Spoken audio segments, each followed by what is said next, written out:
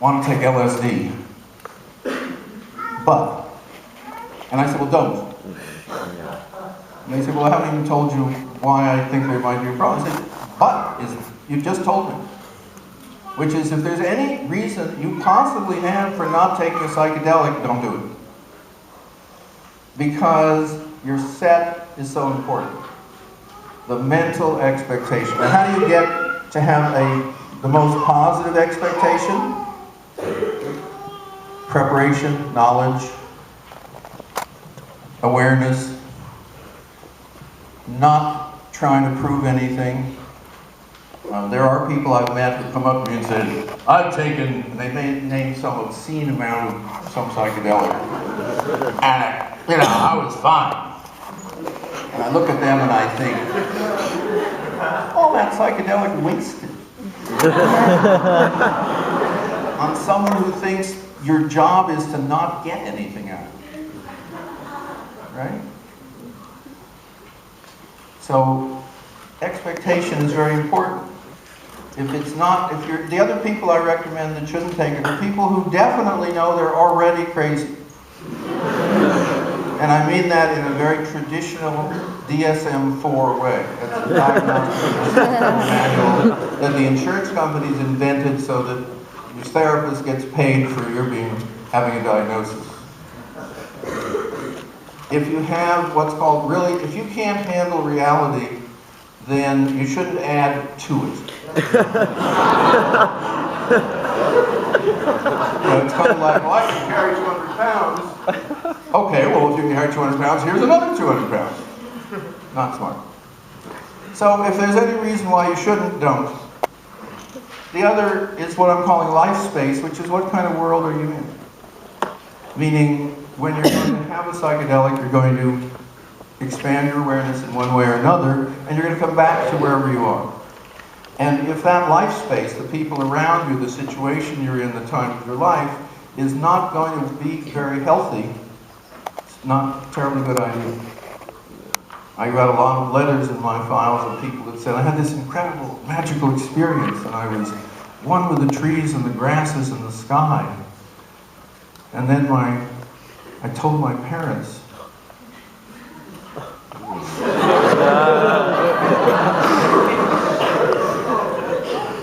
And what I'm getting now, let me add to my research, I'll just have to do this by hand count. But how many of you have parents who've taken psychedelics?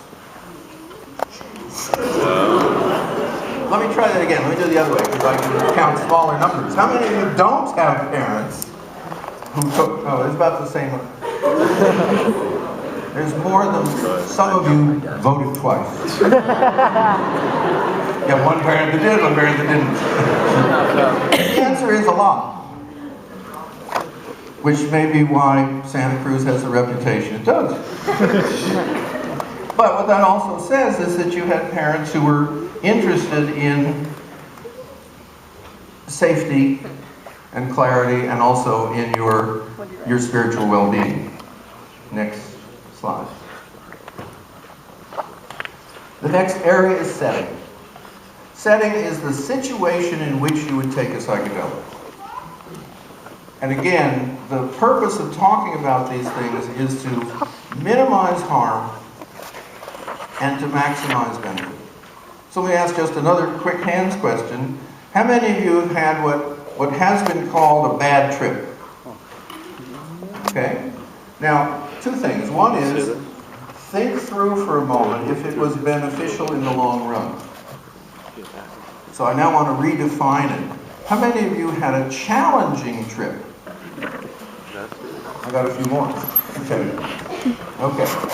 So one of the things that we learned is when I ask people, why was it a bad trip? Most people immediately can tell me. I was with people I didn't trust. It was in the parking lot of the concert, and the cops were there. Again, one of my favorites was, it was a really good trip till the car caught on fire.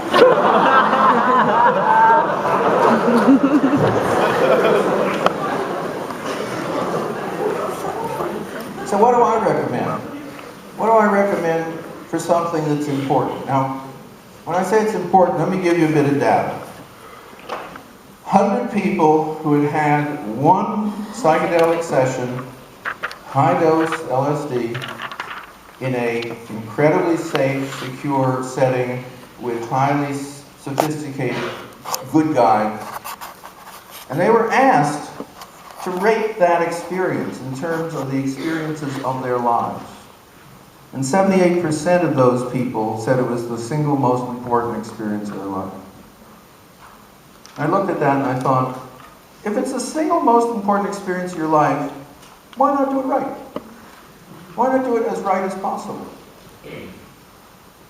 And why not set yourself up so that that first opening is as valuable as possible? Now I know for a lot of you it's too late, but think of it then like dating. You've had some dates, now we're talking about a really good date. So what should it be? Safe, safe, safe, safe, safe. Safe meaning you feel safe. The situation feels safe. The external environment feels safe. Again, people who are paranoid should not use psychedelics. People who are paranoid should not smoke pot.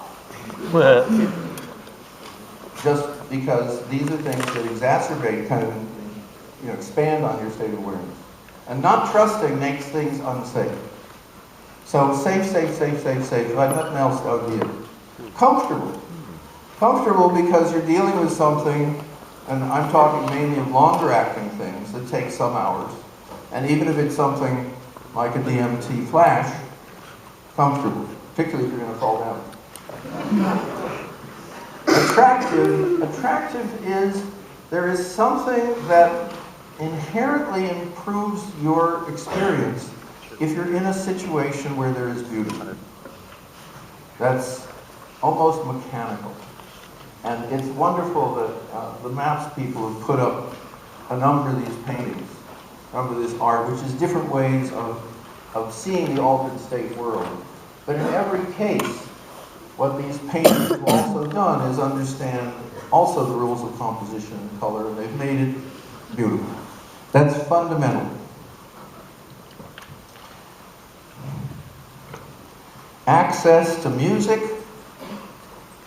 It turns out when we were first developing how to give these substances well, we found out that using music was essential. Nowadays, when we can talk to people from South America in particular, or the peyote, the Native Americans, who both center the experience around music. So there's something fundamental about music. And it looks like, if you want kind of, just a teeny bit of academic stuff, that listening to music allows you not to think about yourself. And when you get out of the way of yourself, a lot of things happen. And it looks like music is the easiest way for people who habitually tend to think about themselves. So that's, and the other access, you notice, is to a bathroom. There's something also rather important about that. And one of the curious things is, when we were working as a kind of therapy unit, we had a living room kind of set up, and when you're a guide, you're really with the person very intensely, and as the hours would go on, something really meaningful would be happening, but the guide would, kind of need to go. And if the guide didn't go when they needed to go, the person with the psychedelic would feel that they needed to go, but they didn't. So the reason you have a bathroom is not for you. It's for the person you have with you.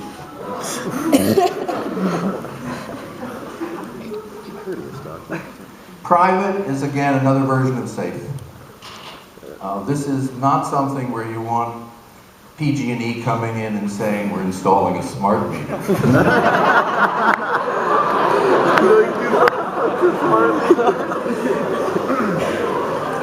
It'll monitor your energy. call it do this study over in our house. I don't know what to do. What are you doing lying on the couch? Oh my God. And if you're taking it in nature, and certainly this campus seems to be, perhaps that's why it's designed this way. But it was really designed to accentuate nature as much as possible, and that works. Albert Hoffman, who is the discoverer or the developer or the inventor or whatever of LSD, when I met with him at one point, he was only 91, and he looked at least 60. And he said, people come up to me and they say, how should I take LSD? And I say to them, always take it in nature. But that was his way of working. The other way is to take it in a safe, secure setting with music and access to beauty. And also, large picture books of nature will work if you're in a situation when you don't have nature. Because some of you know what happens when you look at a picture and into a picture and come inside a picture and so forth. So the setting and the set are the fundamentals. And in the early days when Leary and Alpert were talking, that was what they preached. We've added a few to that, which is, next slide, which is substance and amount or dose. Psychedelics are not, and the people at MAPS here get nervous when I say that, they're not a medicine. And some of the people from the Native American traditions also get mad at me. But the problem with the medical model is most medicines, if you take, say, an aspirin, it has an effect. If you take 2 aspirin, it has more of the same effect. If you take 5 aspirin, it has more of the same effect. And about 10 aspirin, the side effects begin to outweigh the effect when something bad happens. But and also, when the aspirin leaves your system, either you get right back to where you were, or that which was going on while the aspirin was in there has done whatever it's done and you're feeling better. But it's a repetitive model. I will not ask how many of you are on a prescription medication because I don't want to know. But the medical model is correct for many, many classes of substances. It's not correct for psychedelics. So the model is an educational model, and the substances differ. And we'll look a little bit later on different doses, and I'm going to use LSD as the model. Totally different things happen at different doses. And that just isn't true of many, many pharmaceuticals.